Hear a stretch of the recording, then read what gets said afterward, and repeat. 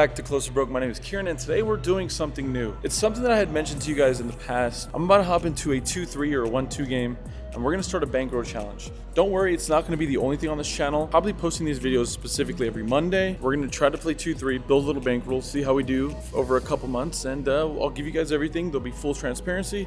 Should be a good time, I think. Anyways, let's go enjoy some poker. Should be a fun session. Let's kick this off.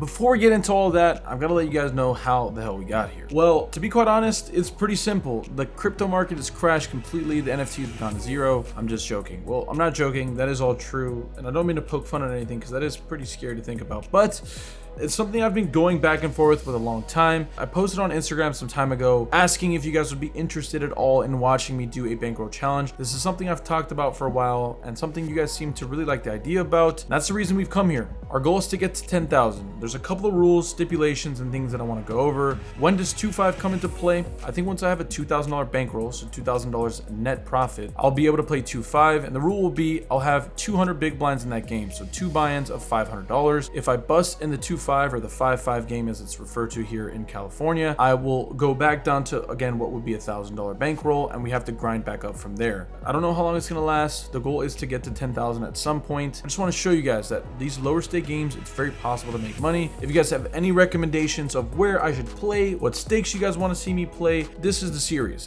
It'll be the only videos for the foreseeable future that will be coming on Monday, so expect it. I'm really excited for you guys to see it. This is what a lot of you guys are playing, and anything that I learned from the game, especially in these stakes, I'll give them back to you guys. Without further ado, let's enjoy what is a really fun and super awesome project. Hope you guys enjoy it. It's now time we get into hand number 1. In this very first hand, you wouldn't be, surprised who we're getting tangled with here at the Resorts World. We're in for 400 to start things off with. This very first hand, there's an early position limp as there's not a straddle going on at the moment. Ethan is on the button and he looks down at his hand and decides to isolate the limper to $15. I'm in the big blind and I look down at Queen 5 of diamonds. This is not something that I'd recommend doing ever outside of understanding player dynamics. I think Ethan's obviously one of the stronger players, if not the strongest player at the table. I think me and him are very viable for that position. And the other thing that I want to give credit to is that I think Ethan's going to be isolating at the correct frequencies, meaning that he's going to be isolating all of his suited combinations, all of his Broadway cards. And if that's the case, he's not going to have only premiums. So I'm going to take this as an opportunity to go breaking through the mold and do something, I guess, a little more exploitative. I end up isolating him, 3-betting to $50 with this garbage hand. It folds back over to him. He decides to make the call. We'll run off to a flop that comes 10-4-3 rainbow. Pretty dry board texture. He can definitely have all the 10s in his range here, but he can also have a bunch of junk like Jack-9 suited, Ace-X suited, King-Queen suited, 7-8 suited. And if that's the case, I want to bet a small amount here to keep the aggression, to keep the betting lead in the hand. I bet $35, around the third of the size of the pot. Ethan decides to make the call. We're going off to a turn card that's pretty much, one of the better cards in the deck, as it's the 9 of diamonds. This brings a backdoor flush draw, which gives me an opportunity and gives me more equity in the hand to win it. I end up deciding to jam all in for what is Ethan's remaining stack of $278. I realize this is a really, really big bet. This is somewhere in the neighborhood of 1.7x the pot. This is not what I'd ever recommend doing, but this is the weird part. You're going to find really solid players once in a blue moon in 2-3 or 1-3, and at this point, I've found a really good player in Ethan. I've got to put him to the test if he has any random holding, if he has middling pairs, if he has some random Broadway cards. I want him to fold. I need him to get all those hands to fold. I can even sometimes get a hand as strong as Jack-10, 8-10 to fold as well. After a brief moment of tanking, Ethan decides to make the call. We're going off to the river, which comes an absolute brick. Nothing changes to the board texture here as it's an 8 of clubs. It does bring in some flushes, but at the end of the day, I don't improve in any way. I let him know that I missed. He shows Jack-9 of clubs. So great call by him on the turn there. Interesting float on the flop, but an outstanding call from him. It takes some real big cojones, and I think we can all agree for the most part that players at this level probably not going to be able to make a big call like that. Either way, huge touche to Ethan. Amazing call by him. And if you haven't already, man, Ethan's one of my best friends in the poker world. I really hope you guys subscribe to him. He deserves it after making such an awesome call. As I mentioned previously beforehand, the goal in this series is to prove that low stakes can be beaten. I will barely ever be talking about theory. I think balanced C-bets as well as good ranges pre-flop are going to save me. And more importantly, just being super aware of my situations and not making hero calls. It's just not profitable at the stake level. And you guys will be pretty proud of how we play, I think, today for the most part. Anyways, besides that first hand, which we can definitely classify as a punt or maybe a little bit over aggression, I find myself in this next hand while I'm in the straddle for $6. The cutoff limps, the button isolates to $20. Pretty small isolation, really. That's like 3x, not very big. I'm going to go ahead and make the call here to defend my blinds as I am playing in excess of 150 big blinds. I guess technically it's less than that because there's a straddle out, but either way, I end up making the call with 10-9 offsuit. The limper makes the fold. The flop comes Jack 6-5 with 2 diamonds. I check it over to my opponent. He decides to see a bet for $20. I looked on at my hand, and the reason I end up deciding to float or fold will be on the merits of my holding if I have a diamond. It's okay to float, I think, in this spot sometimes. If one, I think my opponent's weak, I can possibly get him to fold for cheap at a later point. Or two, I have some form of backdoor equity. Obviously, we can still have a backdoor straight draw, but after looking at my hand, I realized I have the 9 of diamonds, so I end up making the call with the intentions on staying in the pot on a later street. The turn card comes in 9 of hearts, though. This is now interesting because I go from considering bluffing to 100% going into check call mode. I check it over to my opponent. He pretty quickly throws out a bet of $45. Double barrel is a little scary, but again, this card just improves his bluffing range. If he has a hand like king, queen, queen 10, ace 10, I don't think you should stop betting at this point. So I end up making the call. We're going off to a river that comes a 7 of clubs. This now puts a 4-liner out there, and for a brief moment, I consider bluffing, but then I think to myself, look, it's hard to get opponents to fold top pair. Even on this scary board texture at 1-3, it's just not something I can remember happening all that often, so let's just take my hand to showdown to see what happens. I end up checking it over to my opponent. He instantly checks it back. He shows king, queen high, and we end up winning the pot here with our pair of 9s. I'm glad we decided to float on the flop. Obviously, we turned the 9 there, which helped us. But I think if I decided to turn my hand into a bluff at any point, for this exact opponent in this exact instance, it would have worked. Either way, we're taking a pot down and looking to rebound after a tough first hand. In this next hand, I think this just goes to show you that aggression and well-timed aggression mostly is really powerful in poker, as well as range advantage. Early position decides to limp. I find myself in the middle position with pocket 9s. I bump it up to $20 here. Next to act makes a call, the big blind makes a call, the limper makes a call, and we're going way too many ways to the flop, 4 ways if I'm not mistaken. And the flop comes ace 10 6 rainbow. Action checks over to me. I'm a little bit worried at this point, if I'm being fair. There are 2 overcards to my hand, and I feel like betting here might be like just throwing away money. There is 1 player to act behind me. I'd rather let him see bet everyone fold and it get to me, and I consider making a light call. I end up just checking it over to the opponent. The opponent in position ends up checking it back, and we're going off to a turn card that comes a king of diamonds. Once again, the action checks over to me, and at this point, I'm kind of in between, obviously turning my hand into a bluff, or just checking it through and taking my hand to showdown. If I bluff here and if I bet, I can bet pretty small and rep some form of hands. I can have a hand like king 10 here. I can have a hand like queen jack here. And if that's the case, I don't mind betting and I don't need to bet all that big. If I get called, it's really easy at this stakes to just shut it down. It's hard to get my opponents to fold on rivers, and there's some small chance that I could still be good if I get called, like 1 out of every 10 times. I end up throwing out a bet of $25, considering, again, this is just a board that's going to be fairly better for my range than anyone else's, as I am the initial raiser. It folds all the way to the player in last to act position, at least for this situation, which is that early position limper, and he goes into the tank before eventually deciding on a fold. Luckily for us, we're going to take down another pot. Small pot, but these pots really add up. I mean, just look at it. That's a 40 big blind pot in this game, and we only got 1 street of bets through. Nice, all things considered, and just like that, we're getting closer to getting in the black for the session. And I'm really happy we have hands like this one to go over, as it really shows you the tough situations that you're going to find yourself in, and your ability to maneuver in these spots is what's really going to, I guess, allow you to be a more profitable player. Anyways, without spoiling the hand, early position opens to $12, who's a big fan of the vlog. So a huge shout out to these 2 gentlemen.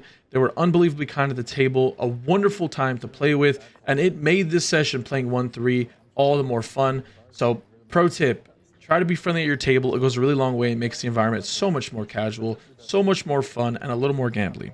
Anyways, he opens to $12. A middle position player makes a call. I'm in the big blind and I look down at ace 8 of diamonds. Never going to be folding such a good hand. Can consider 3-betting sometimes, but again in 1-3, I think playing slightly passive pre-flop might help you in some aspects. Playing aggressive will help you more, but in this instance, out of position against what I perceive to be a stronger player at the table if he's watching my vlogs. At least he knows what not to do. I end up just making the call. Anyways, the flop comes queen, 5 deuce, rainbow. The action checks all the way through, surprisingly. The turn card comes a 10 of clubs, changing a little bit of the board dynamics now, but still not a whole lot to go around as it checks through once again. The river comes an ace of spades. This is a really, really great card for us as we now make top pair. The one thing we have to be concerned of is that there is the opportunity for 2 pairs out there, obviously, and more importantly, some opportunities for some backdoor straight draws I got there. I end up leading out for $20 here, looking to target a hand like king queen, queen jack, jack 10, but after it gets over to the initial raiser, he does the unthinkable as he raises to $65.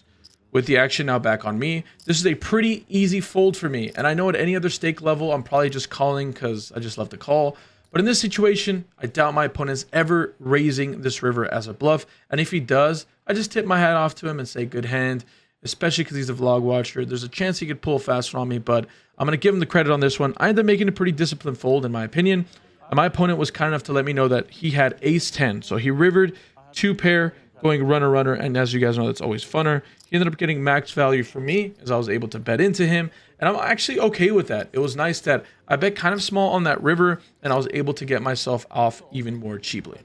In this next hand, I don't have the video, so you're just going to have to believe me, and if you don't, that's okay. It's not a big deal. But we are in this situation where under the gun, OMC raises to $12. I'm on the button, and I look down a king jack offsuit. As I told you earlier, you know, playing aggressive pre-flop is good, and I promise you it's really good when you're playing short-handed. We're playing 7-handed at this point, and it's even better when you're doing it with position. This is a great candidate to 3-bet with, so I make it $36, folds back to him, he makes a call, and we're going off to a flop that comes king 10 for rainbow. The action checks over to me, and at this point, I actually decide to play a little bit of pot control. The reason being is there's a ton of cards that are going to be better than mine that he can have. King queen, ace king, king 10. All these random holdings exist in these players' ranges. I don't think that people are 4-betting ace king all that often, at least this player profile that I have on this gentleman. So I end up playing a little more on the lesser variant side and checking to keep a hand as strong as this in my range. And we're going off to a turn card that comes the worst one in the deck, as it comes the ace of clubs. The action checks over to me, and that's literally the only card I didn't want to see, as now it brings in that open-ended straight draw on the flop, as well as putting an overcard to my king. With the action now on me, this is a pretty easy and a mandatory check it back. We're going off to a river that comes a 6 of diamonds. This is just getting worse and worse, as the river doesn't help us in any way, doesn't change anything, doesn't make my opponent probably stop if he's considering going for value, which my opponent ended up doing. He bet $60, and I could not make the fold fast enough. Sure, you know, maybe, you know, folding this might be a little bit of a leak and I can get over bluffed, but in reality, it's just a spot on this river, this player profile. I just doubt he's ever bluffing. And there's even a chance where a hand like king queen could be going for kind of like a bluff or I guess thin value, and I can still call off and be wrong. So I end up making what I think is a pretty disciplined and a mandatory fold. Our opponent does not show, but again, pretty good. Feel okay about that situation. And yeah, 2 big folds back to back. It's not something to joke around about. I'm pretty proud of that, to be honest. It's not usually my repertoire, but my goal in this little bankroll challenge is to try to play as close to optimal, or what I feel is optimal for the stakes, because I'm trying to make this work. I'm going to play great so that there's no excuse at the end of this. I'm going to be really proud when I hit any of my goals, whether we do it fast or slow. It'll be because we played the right way. Rounding out our session, there's something I just want to let you guys know briefly. You know, just piggybacking off that last thing, I feel like I want to play something that I think you guys can more easily replicate in these, you know, these smaller games. It's fun to blast off, which I do in the bigger stakes game. We're also playing like 100.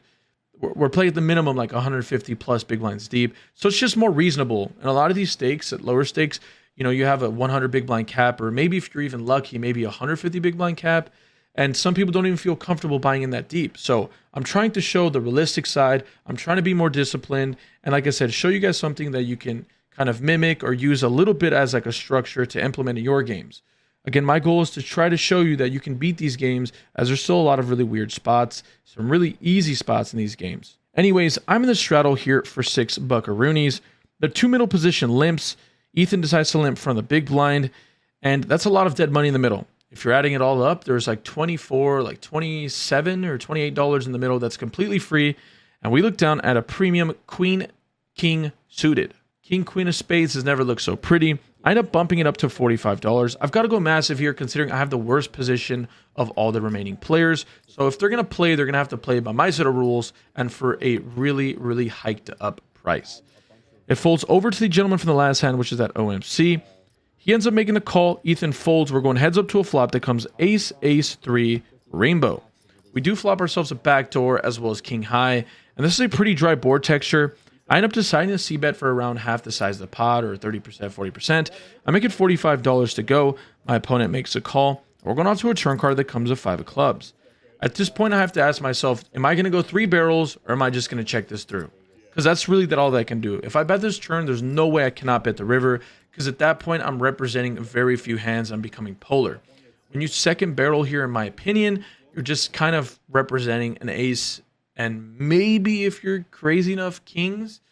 But again, I just don't have enough of a player pool history to know if I can go that thin personally. And anyways, I end up deciding to go with the first option, the aggressive route. Like I said, it just used to, for me, it works out in my style. People have a tendency to overfold, like I said, in some spots. Maybe not a 1-3, but we'll have to live and learn in this hand specifically. I end up making it $90 to go. My opponent makes the call. And we're going off to a river card that comes the 3 of diamonds. Like I said, we got here in no way, shape, or form on accident. So the question is now, do I have the cojones to go for the 3-barrel bluff? What am I representing when I jam here? And can I get my opponent to fold any hands? And what hands am I targeting in specific? My opponent has about $250 remaining. And in my opinion, I'm targeting specifically holdings that include 7s, 8s, 9s, and 10s. Can I ever get those hands to fold? And the answer to that question is I have no freaking idea. But I got here. I'm never going to stray away from a situation where I can really put the pressure on the table. I end up going for gold, and I go all in. $250 to go. The action is now on the opponent. And as I jammed, I'm starting to think, oh no, oh no, oh no, what did I just do? I don't have any real experience with these players. I'm not from Vegas. I don't understand the player pool. Maybe this player is just never going to give me credit for an ace here. I've really polarized myself, and it's unfortunate. I do block ace queen and ace king, which is, nice, but it's one thing to know what's good in practice, but it's hard to implement that, and I just did. I sit here in awe and kind of confusion, and my opponent's going back and forth until he eventually decides on a call, and that's just not the news I want to hear. I show my hand, king, queen high, and just like that, my head goes down in disappointment. Until my opponent does the unthinkable. My opponent, I'm laughing saying this, my opponent throws his hand into the muck. And there's no confusion because I announced that I have king high. I said it once again because I was so confused. I was bewildered almost. And he mucks his cards, reaffirming that I guess I went for 3 streets of value with king high. I wish I could have put the camera on Ethan on this river. Ethan is as lost as I am. I have no idea what's going on. I was just gift wrapped in a beautiful assortment of edible flower arrangements that are not sponsoring today's video. I just got some chocolate roses, honestly. I don't know what the heck is going on. What a beautiful way to end off the very first episode of our video. I cannot wait to talk to you guys in a second here. And before I laugh and almost pee myself in just what is such a funny hand, this has never happened to me before. There's one thing I will leave you guys with. Live poker is far from being dead. I promise you. Even if I can't prove it to you, maybe I just suck, and that's very possible. But live poker is not dead, and you can beat any stake if you put the work in. Let me throw it to me in person and see what I think at the end of that session. And just like that, we were out of today's session. Was not a whole lot of action to go through at the first little beginning of the phase. Besides obviously that big play against Ethan. Most of the session was pretty quaint. And then at the end of it, it got a little crazy. Anyways, we were into today's session for 800 and out for 875. I think this is gonna be a really telling series about perseverance and the ability to make big folds. And today's session, I feel like I did 2 of those things. And that's just gonna be what's gonna make you profitable in these stakes. It's making big folds and learning how to get value. So anyways, that'll do it for today's episode. Make sure to like, comment, and subscribe if you haven't already. I think that's all we got for you today. There's nothing else to really discuss besides the Resorts World is a wonderful place to play. Thank you guys as always. Make sure to like, comment, and subscribe. Stay happy, stay healthy, more importantly, run good at the tables, y'all. Deuces.